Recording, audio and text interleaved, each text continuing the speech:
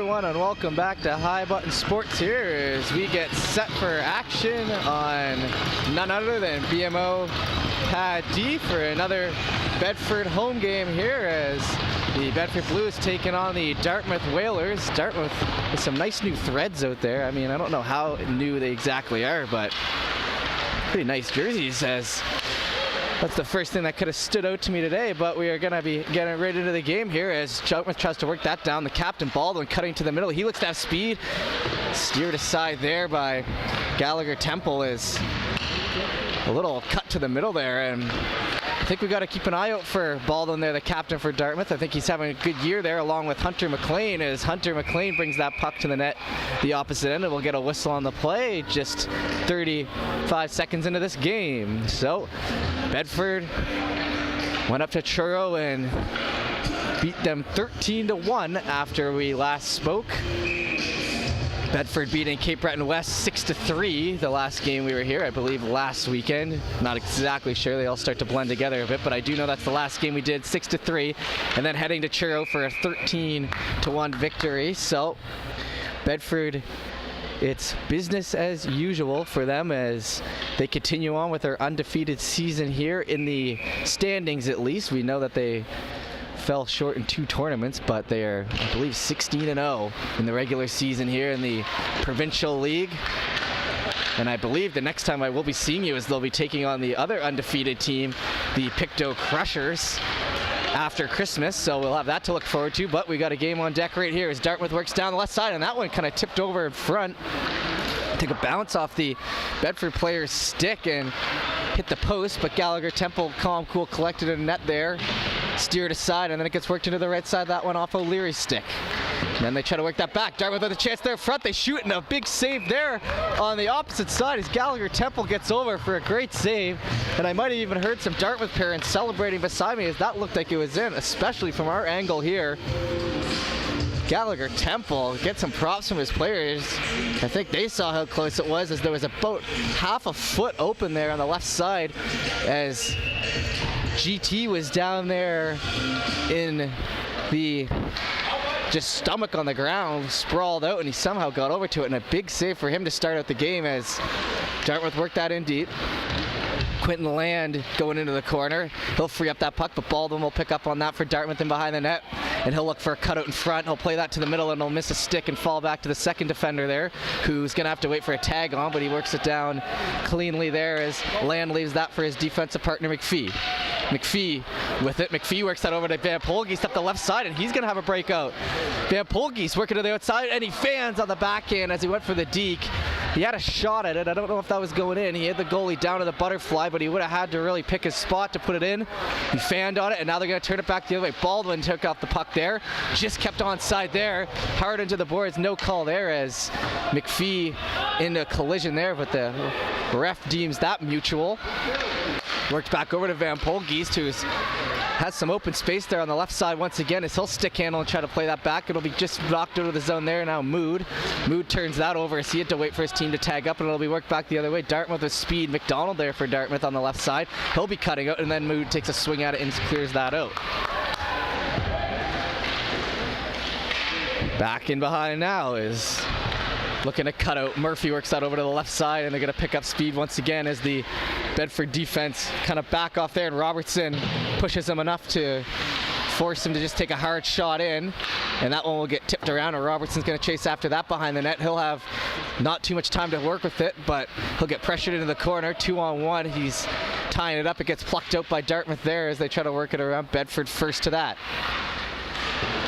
Flicked up the board there by Gillis to McLean. McLean over to Burke. Burke now working it down the left side.